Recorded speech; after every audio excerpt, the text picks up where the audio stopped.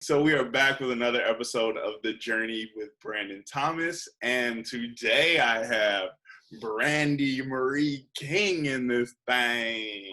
Thank you. I need Thank you, everybody. I need like a little drum roll. I gotta get some You at least need an applause button. No, the first thing I'm gonna get is an air horn. Bah, bah, bah, bah. Okay. We got Brandi. Blow out your own eardrum. Bah, bah, bah, bah. You do pretty good by yourself. That was a good replica. But wouldn't you feel that energy though? Like, wouldn't you feel that like, oh, we came here to turn up a little bit? Yeah, you're right. So I'm working on that. I may have you back at some point when I get the air horn. Okay, cool. I'm glad you're excited. You holding it in, but I see you excited. Okay, so this podcast is an appreciation podcast. It's about people's journeys. A lot of times people don't really get to talk about their journey until they get to this magical spot, this destination, this Jimmy Kimmel, this Jimmy Fallon. But I like to talk to people in the middle of their journey and kind of talk to them about how they got here and appreciate them for what they've accomplished thus far. So this is why we're here. Lovely. And we're going to start this thing off the way that we start off a bunch of these. What are the 3 greatest moments of your life? Oh, gosh. Yeah. I hate things like this. I hate picking. What do you mean? Because it stresses me out. Because then I act like it really is like a big deal. And if I say the wrong thing, then like something happens, but nothing happens. It's just anxiety. I mean, for the record, this will be on the record. You know what I mean? So I know there's way more than 3 though. Easily.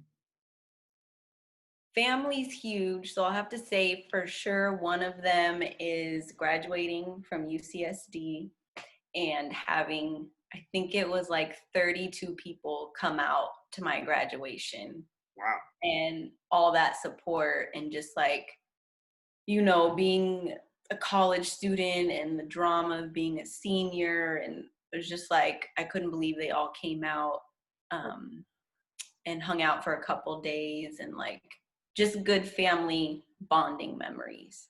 Absolutely. That's dope. So that's one. Okay. I'll say my first time leaving the country. I went to Europe with my friend Samantha and we hit like, I don't know how many cities in a week, and that's like an unforgettable experience. And it ties in because I met my first fan, and it was the weirdest feeling I'll never forget. Like on Vine or Instagram, you know, it's like, oh my God, I love you. And people send comments and it's all text. Right. But I pulled up to this one like tea spot, you know, like how they have like real tea time. Right. And people were asking me, I was in Paris, and they're like, are you going to do a meet and greet? And I was like, I've never done that. I don't know, maybe. So I made one up, and me and my friend Samantha are like, so what do you do? She's like, well, it has to be public, right? And I'm like, well, yeah, we can't bring them to the hotel. And then I'm like, how am I going to know they're there? So we planned this whole thing, and I'm like, okay, nobody's going to show up, but that was fun. And there was this girl who took a train for like 3 hours.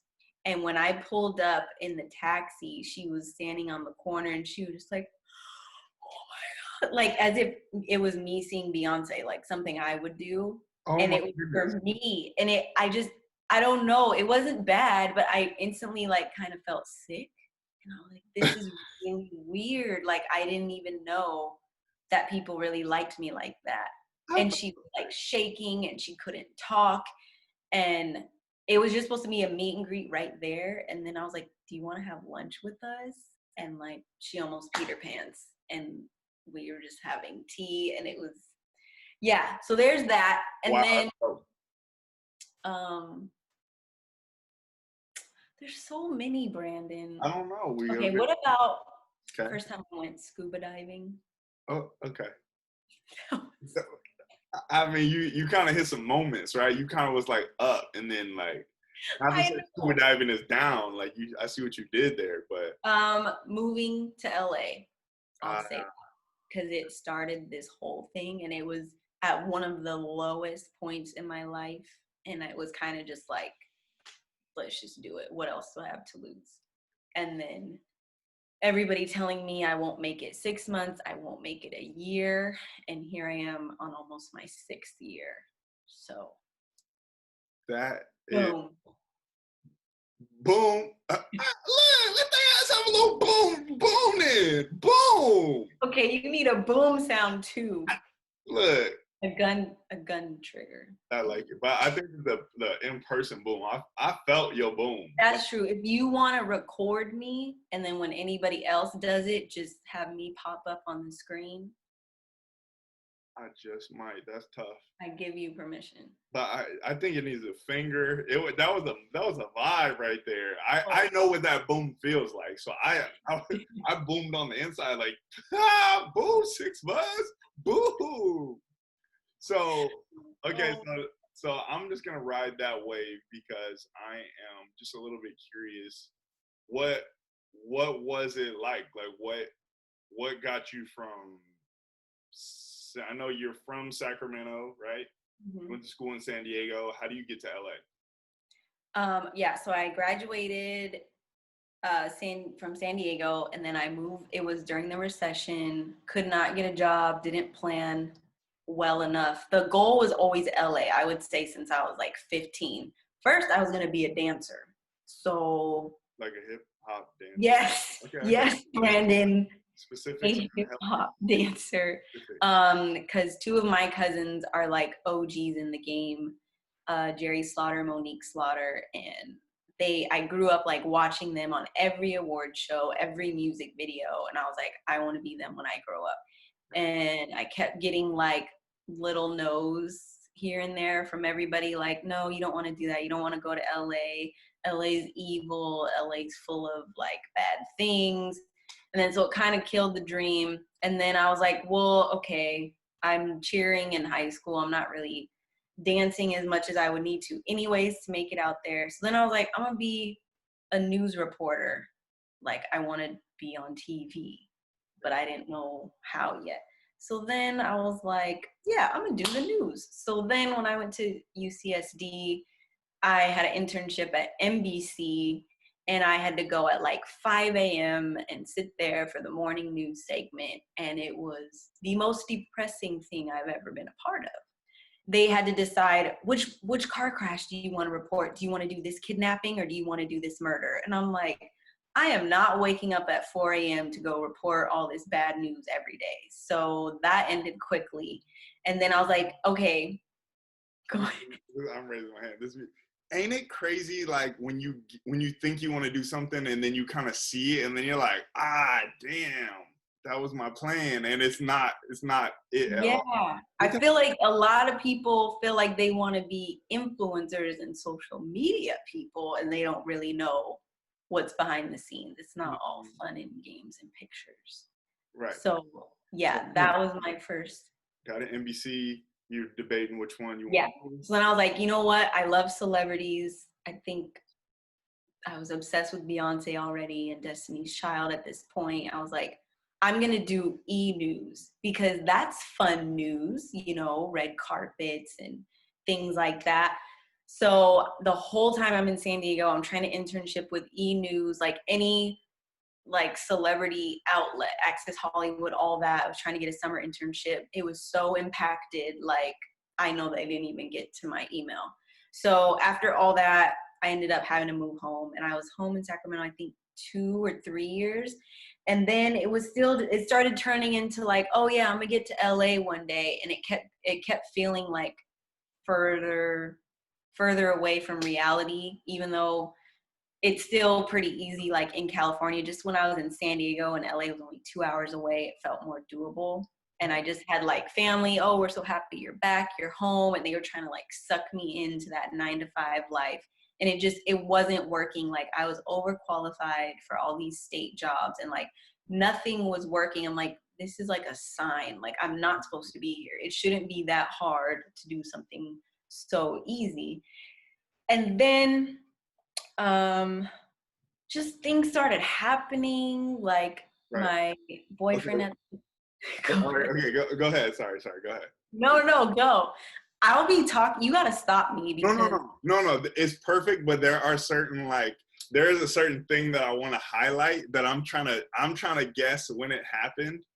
What? Okay, so the reason why I really wanted Brandi on the podcast is because I think for people that want to be influencers or like want to be in the entertainment industry to some degree, and I think that you've done a really good job of doing a bunch of stuff. When I met you, you were a complete civilian, a complete regular person. And it's like, I don't know if you miss Bianca instantly. Right. And it's like, I don't know if you remember that, but me and Brandi share a mutual friend.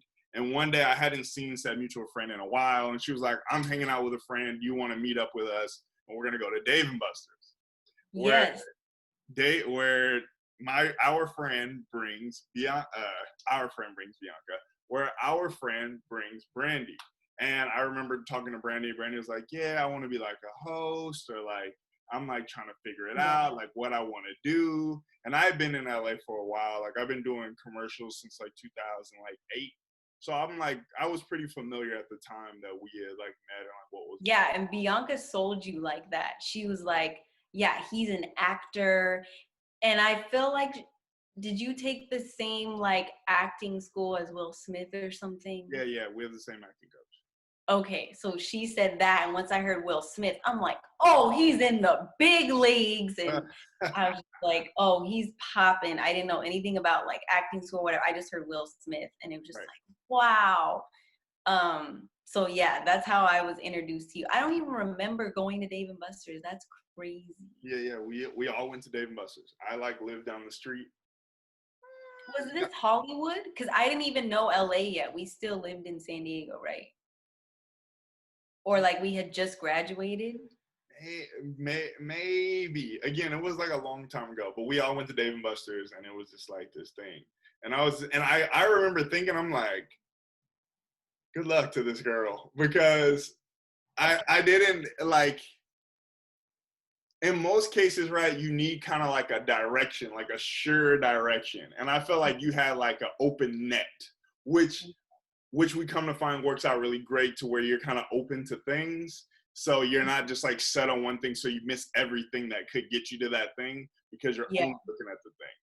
So I was like, okay. And I feel like you had like the look, and I think a lot of LA is like the look. Yeah, that's the thing that like they as in like family, some friends, they were all trying to like warn me, but it ended up like making me want to fight back more, I guess, because it's like, there's a bunch of pretty girls in LA.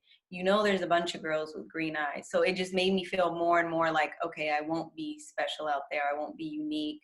Probably won't make it because there's a million me's. But then it was just like, okay, I'm going to try it and prove you wrong. And worst case scenario, I'll still be back here if I have to move home. So either way, like, I don't really lose.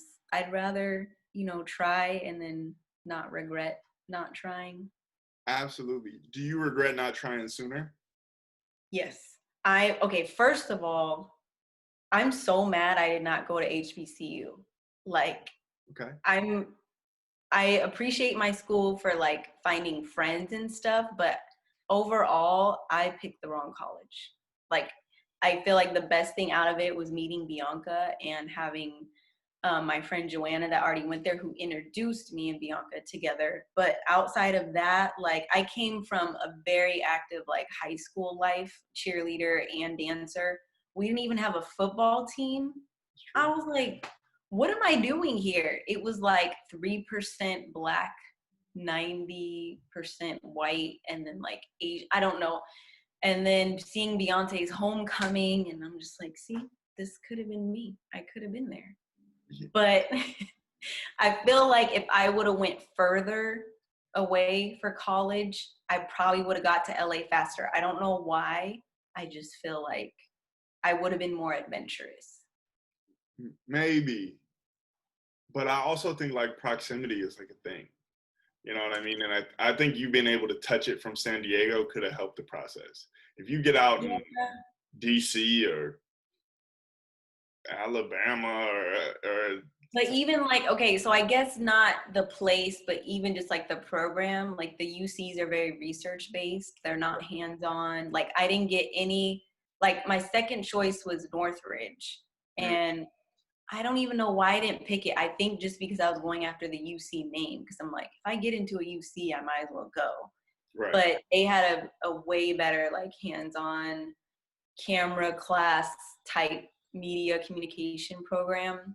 And I feel like that would have got me more comfortable in front of the camera and like more willing to Hmm. put myself out there. I But don't know. sooner was more. Yeah. Yeah, but sometimes like those. I know a bunch of people that have gone through those programs, and I don't know where they are. You know what I Yeah. mean? Like in terms of like, I don't think that always translates into like, because I'm so familiar. Now I'll use this camera for good. You know what I mean? So it's Yeah. like, I think there's a different style of shooting what we would end up shooting. You know what I mean? Like Yeah. the, yeah. Okay. Yeah. Um, so some things are happening in Sacramento. You said, Yeah. I think you were saying your boyfriend broke up with you. Yeah. Just showed up on the doorstep. He moved to San Francisco. It was already like a dumb long distance, but not really long distance thing. And then, so that was like boom, one. And then I did actually get one of the state jobs that everybody wanted me to get. And like, I quit my other job for it. I was about to start, all excited about my salary. Like, wow, I can afford a 3-bedroom apartment out here and I'm going to live it up. And then it was like, oh, yeah, you don't have the job. Like, kind of this really short email that was like, yeah, we didn't realize you didn't have this on your application. I already had 2 interviews. Like, it was just the most bizarre thing. And I'm like, see, okay, that's strike number 2. And then my car got broken into and they stole a bunch of stuff. And I was staying with my friend at the time because my dad told me I needed to get out of the house. Like basically I was too old to be on my own type of thing, even though I had just got back from college. So all of that, I was just like, you know what? I'm out of here. I had no plan, no savings, but I was like, let's just do it. Like I'm already like, I feel like everything's going wrong. So if this has to go to the list, oh well. And that's what really got me out here. It wasn't some big opportunity. It wasn't like I saved up and planned. It was just like it happened to work out where I had a cousin that was living out here and her roommate just up and left her without warning. So she had a bedroom and was like, I don't know how I'm going to take care of this place if you want to come. And I had like just enough to pay the first month's rent. And I did that. Damn. Yeah. That feels crazy. Yeah.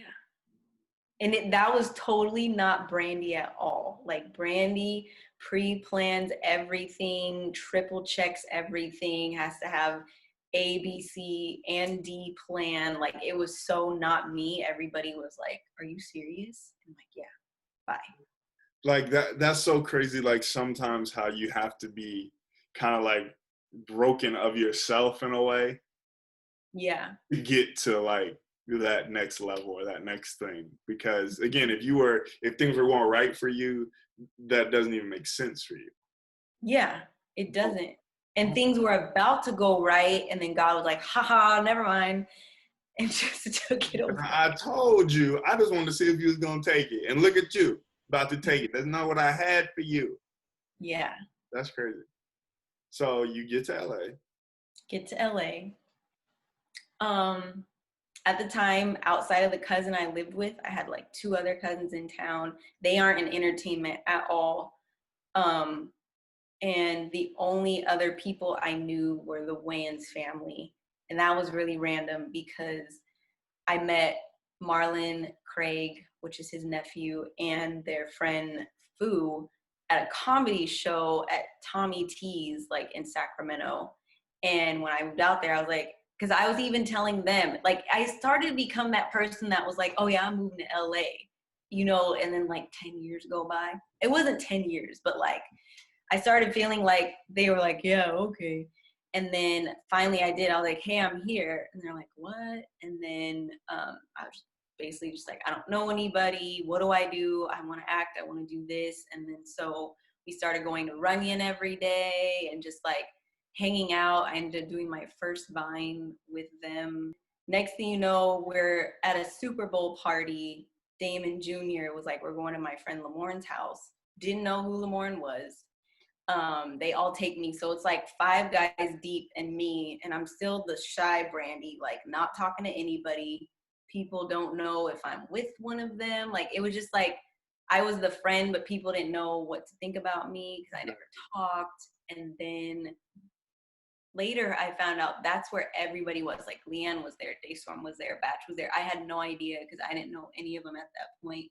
Right. And then I met Wes there, and then few months down the line, that turned into like, hey, come shoot some vines with us. And I was a PA at the time for this company called Pretty Bird.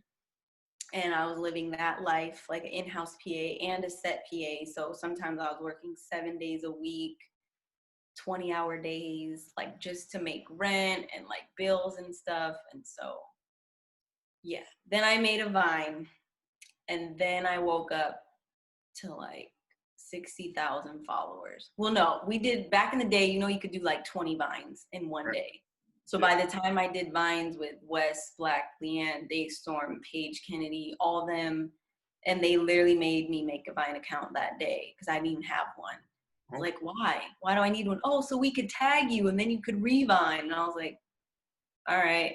And then, yeah, a bunch of followers came, and then I was still being a PA, still getting all these little side jobs.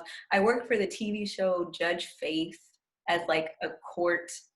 I had to go to the Inglewood court and look up cases to pitch to put on TV. No qualification for that at all. It was just like a hookup through a hookup. And then I got laid off from the PA job. And then I thought, oh my gosh, my world's over. I'm going to move back to Sacramento because I have no job. And then Instagram just came out with their 15-second video. And then so the Vines turned into Instagram sketches. And then I started getting a following on that. And then one thing after another. Wow. And because I've like seen it like that, I feel like it feels like that. You know what I mean? Yeah, like that happened in like 3 years, but it feels like 10. Because just every day out here, I don't know if it's like easy for people to picture, but like I never know what I'm doing tomorrow. Well, outside of quarantine. Right. But like you just wake up and the next thing you know, hey, can you be in my music video? Hey, can you come do this sketch? Oh, there's an event here. And so you just meet people and videos and shoots and brands and movies. And I really feel like that happened because I met Brandi. You know what I mean? I'm like, best of luck. Let me know if you need anything. I didn't know you were doubting me the whole time, by the way. No. It wasn't doubt. It wasn't doubt, but literally I've met a million people, you know what I mean, that are here just for a limited time because they don't know what exactly is going on, or they don't know like how demanding it can be on your brain. Like the physical stuff and like that kind of stuff is like a thing, but I think that a lot of times when we tell these stories, we really make it light. But it's like the bad days are bad days. Yeah, no, like people front a lot online, and I'm like trying to do my part to like let that not. Like I didn't even tell my story for the longest just because I was like embarrassed. Like, oh, I lost a job and my dad didn't let me live with him. I was like, I don't want to tell that, but if I don't, then like it doesn't help the next person. So I was like, that's stupid. I'm not living this fake prank YouTube life. Yeah. Anymore. I don't do fake pranks, by the way. I'm just saying. They really annoy me.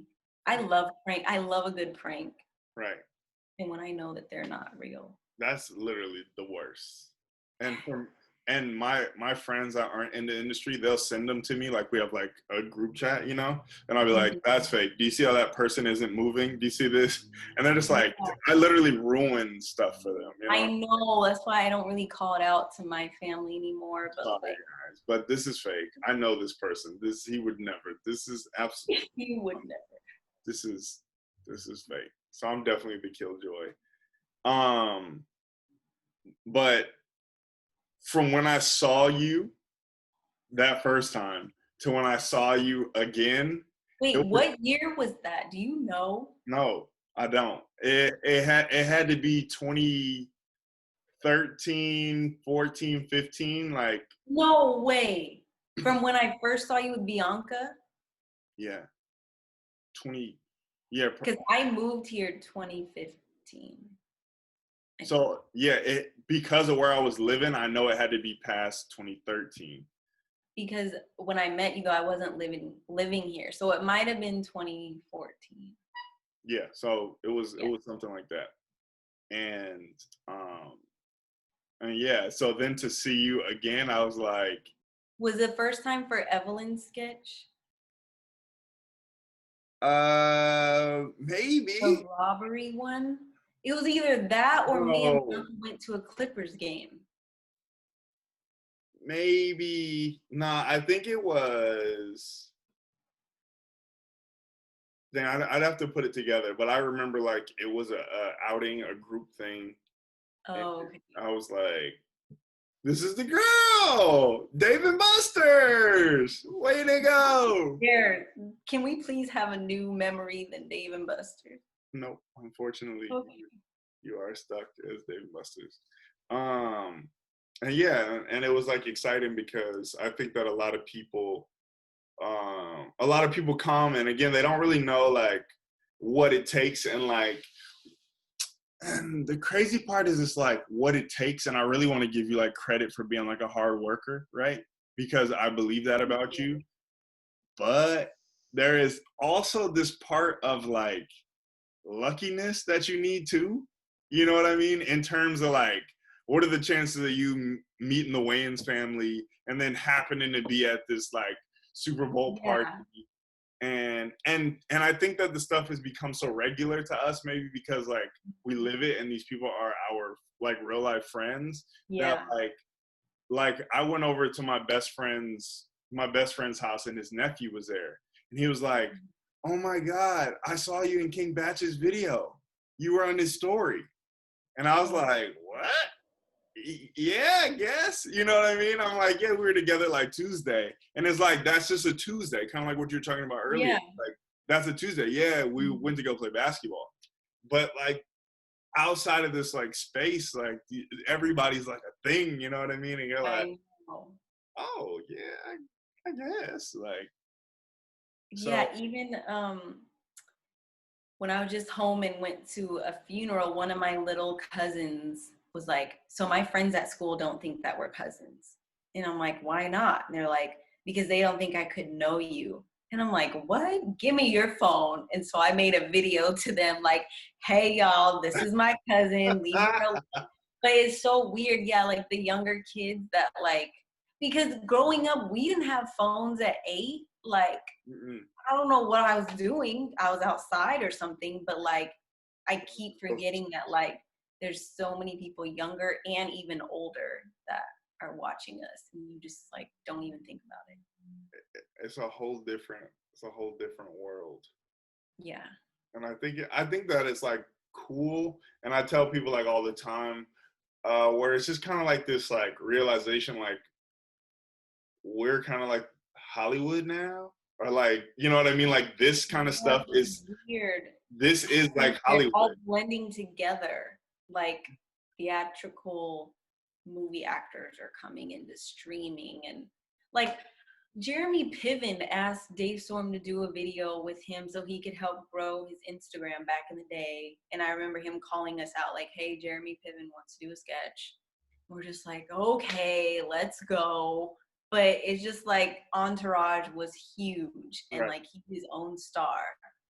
And it's just, yeah.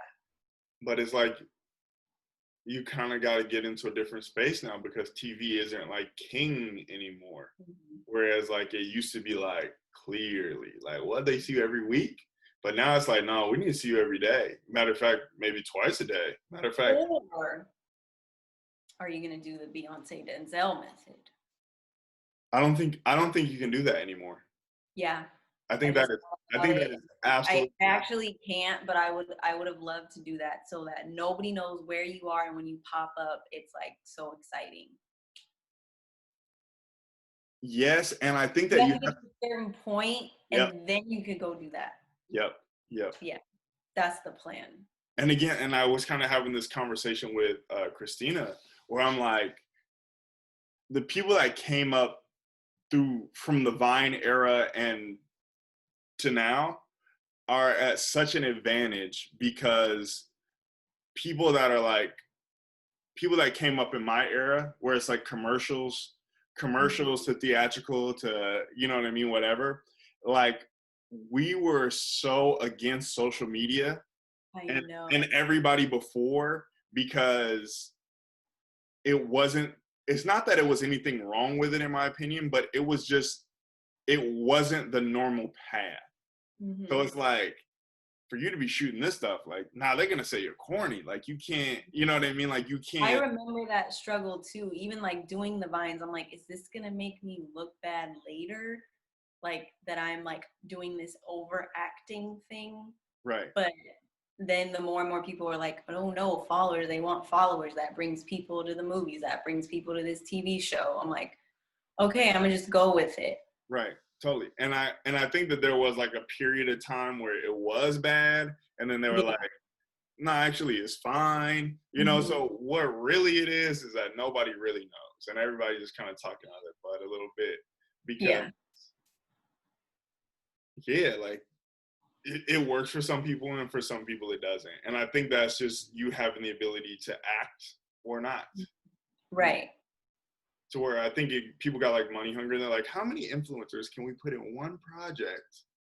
I know. And then it's just like, just because you've done like internet acting, it doesn't mean it adapts well to TV and film. So like, I really respect the actors or the internet people who like still value traditional acting methods and like take class and all that. Like, you still got to go through some of those hoops to get to where you want. If you're, Brandi, it's all so interesting. I was working with an influencer who will remain nameless. And like, again, so I thought people were just doing social media to develop a following so they can act. Oh, no. No. So there was an influencer who we were talking, and he was like, yeah, I got hit up by a big casting director, and they want me as a lead for this show, but I don't really know what I'm doing. So I've been training under some really good coaches for a while. So I would say I got a pretty decent grip on the acting thing. So I'm like, okay, well, let's like link up and, you know, we can go over it. He's like, oh, great. Like, I love that. So we're like talking. We do like 4 hours one day. We do 4 hours. Yeah. You're a good friend. Then we do another maybe like 2 hours the next day that he's about to go in, right? And I'm like, yeah, man. I'm like, dog, you're gonna, you know, you could be making XYZ a week. Like, you know, you're gonna shoot, you know, for this many like months, blah, blah, blah. And he's like, well, if I get that, then how will I shoot my videos? And I was like, what? And he's like, yeah, like, you know, how am I gonna shoot my videos if I gotta? And I was like, oh, damn. Like, it dawned on me, like, yo, not everybody's like here for the same thing. Like, not everybody's playing the same game. And it was like, it was super interesting. What have your goals transitioned to? What do you see it as now? Now that you've been in it, you've developed a following, you're navigating in the business, you're a piece of this industry. What do you want now? My end goal is still the same. Like, I want to be the lead in like a feature film, TV show. Just, I feel like I'm still like waiting to make it. Like, even if some people consider me making it online, like the goal was still always TV and film. I love social media. I think it's always going to be a part, and like it's definitely going to help get me there. But the goal is to like, I want to do social media for fun. I don't want to do it as a job per se. Like if it's accompanying my job and like, oh, I'm promoting my own film, like great. But I don't want it to be as stressful as like, I have to put out 10 videos this week. Otherwise my numbers are going to go down in the algorithm and blah, blah, blah. Right. Like, yeah, I want more freedom with it and to like make it as I've been wanting to since I got here. That is dope. How do you think that happens? So I don't know if you've heard of this thing called Corona. Yeah. I think, yeah. I'm getting like really worried because them talking about this whole theater model is dying. Like that is the biggest dream ever. Like flying all of my family out, packing out a red carpet for my movie. Right. And you're telling me that might not happen anymore. So I'm like, this isn't fair. Right. It's bringing more opportunities, but at the same time, I feel like it's getting more impacted. So it's still kind of like, yeah, we can all self-submit for freeform right now, but everybody stuck at home thinks that they're qualified to also submit right now. And so I honestly don't know how it's going to affect in the long run. I see that they're doing like at-home shows now. Like there's a show that just got approved about like a Zoom romance, and they're shooting these type of things, and like that really wasn't the dream. Like I want to go be in Bad Boys 4. Yeah. I want to like do movies. So I'm still in acting class. I have not stopped since last November, and it's online. It's definitely different. You don't get that same feel, but as long as I'm like touching a script each week and having like an acting coach look at me, I feel better than just like waiting till things open up. Self-submitting, still trying to remain just active online, show my personality, stuff like that. But a lot of people don't get that like there's life too. And I was talking to a bunch of friends like while I was home in Sacramento. They're just like, it's so draining to like have to put on a happy face for stories all day, even though they're like depressed and don't want to get out of bed. Right. But technically, if we don't put up anything, it's like we're not showing up to work. So yeah, Wow, that's deep. There's a lot going on. So I don't even remember what your question was, but keep on fighting. I think you accidentally answered it, and that was great. I think that you accidentally answered it. That's what's up. Well, I hope that you figure it out. And if I figure it out first, I'll definitely let you know how I did it. So in these pages of our life, there are chapters, right? And each chapter has a title. And if you were to title this chapter of your life, what do you think it would be called? What the hell? Oh. That's what it would be called. Oh, okay. Oh, what the hell? Question mark, exclamation point. So yeah, right now it just feels, I just feel all over the place. Like I said, I was at home for almost 7 weeks. I haven't been home that long since college, like a summer break. I was living with my cousin. He moved out. He wanted to do the whole LA journey thing. So it was like, I feel like I was like the starter kit. So I was like, you can stay with me. And now he's gone. I'm just like, hello. Like, I'm not used to being alone anymore. And then, yeah, COVID, just anytime you go outside, it's just weird right now. So if you would have asked me like a month ago, it would have been way more depressing. But now I'm just like, what's next? Hornets? What? Bats? I don't know. Right. I like it. I like it. Okay, so now this is more of like a funner side of it, right? We're not gonna funner. Oh, okay. Yeah. That's a word, right? Mm-hmm. Funner. This is funner. This is funner than that. This is way. Funner is not a word, but it's your show. Live I your life. I think if you can spell it, then it could be No. a word. Okay, so basically, funner is a word. Don't worry. Um, so now we've touched the past, right? So then we're in like the present. That's what we named this chapter of your book. What the hell? Question mark, exclamation, pow. Okay, perfect. So now we're gonna go into the future. If there were some attributes that you could add to your future, if it were to go as perfectly as you wrote it down in your journal or however you give it up, what do you think some of these things would be, or what would you love to happen?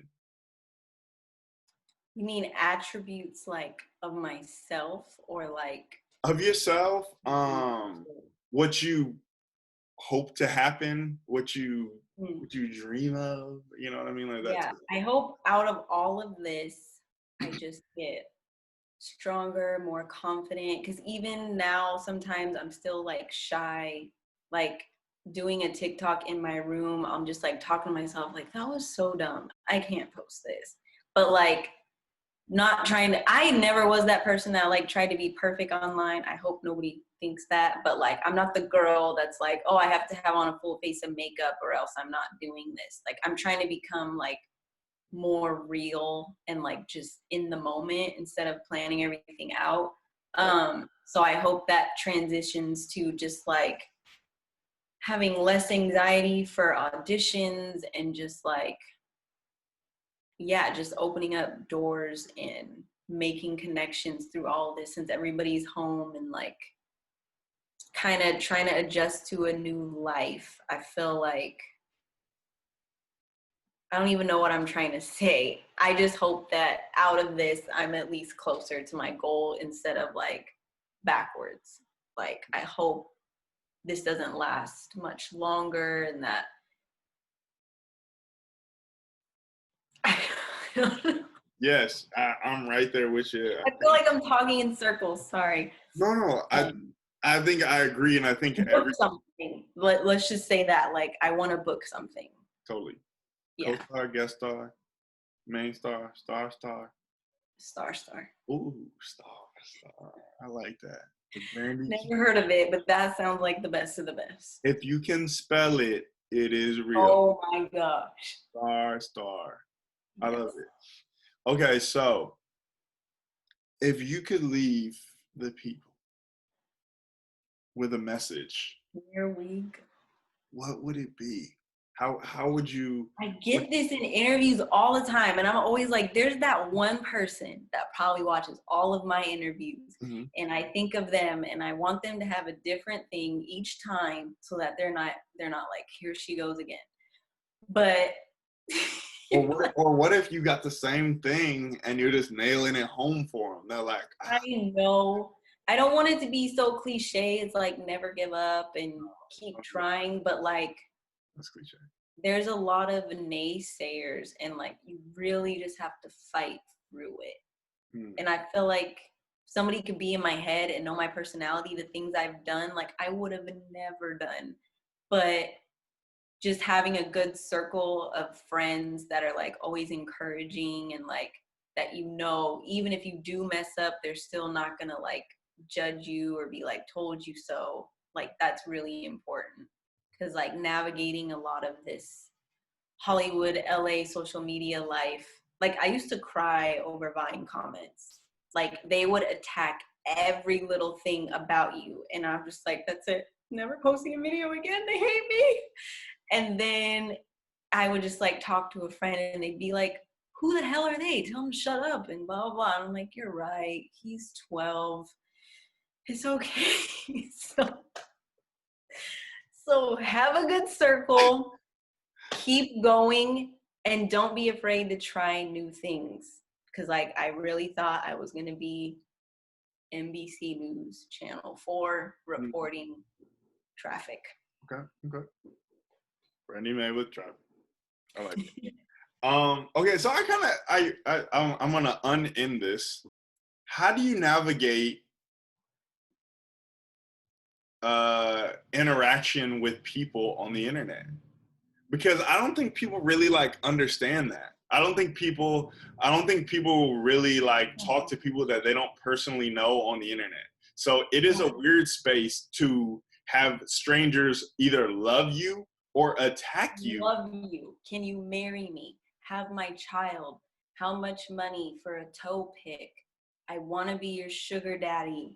I just got that last night. He sent me number, the rules. Like, it's wild. The main reason I got off Snapchat is because of unwanted pictures. Oh yeah. And I had to shut that down because that is probably the most offensive thing you can do. I think.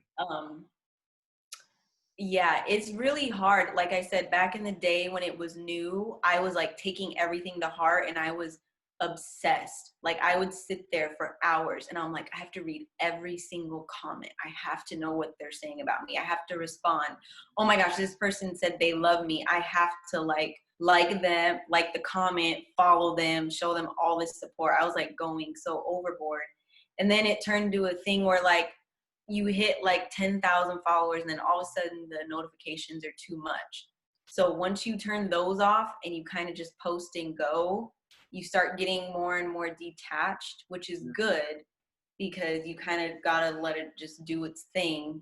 And then now, every now and then, I'll just devote time. Like, okay, I posted this video yesterday. Let me go read through the comments and like and show love and all that. Because that's really important. They crave your attention. Right. So even if some of it, oh my gosh, I just had a flashback. Go ahead. There was a dragon on my Facebook. He thought he was a dragon. I promise you, I have all the screenshots. But not even like a nice, big, fiery, strong dragon. It was like the dragon from, what's the cartoon one? Puff? No, like the animated one. It just was nominated for an Oscar. Shrek. No, like Shrek. Shrek is not a dragon. Well, there's a dragon in Shrek. Donkey. He has like no teeth. He's really cute and black. Anyways, it's a like Pixar or something, DreamWorks film. The Black Dragon. You want me to look it up? I'm girl, Lostkins, your boy. The dragon, a black dragon with no teeth. That don't even sound. That don't even sound like us. Our dragons be having teeth. How to Train Your Dragon. Oh, See him. Oh. He's like cute. Anyways, he thought he was that dragon. That was his profile picture, his name, and everything. He would write paragraphs under anything I post. Hey, my lady dragon, I can't wait to come visit you at your castle one day. I'll fly around 3 times and blow my flames and you'll know it's me. Like, I would get that stuff every single day. And I was so scared that I'm like, if I piss off a person like this, I don't know what's going to happen. So I always played it nice. And I was like, right. Thank you. It will be nice to see you too. And then eventually some of my other supporters would like go after him and like cuss him out and be like, bro, what's wrong with you? And she's not a dragon. Oh, because he would want to turn me into one. So he's like, I'm going to find the spell one day and then we'll be dragons together. So I understand. There's stuff like that. Like, there's just, some of it's entertaining, some of it's funny, some of it pisses you off to the core, like especially right now with the whole Black Lives Matter movement and those comments. It's just like, you just gotta unplug sometimes. 1,000%.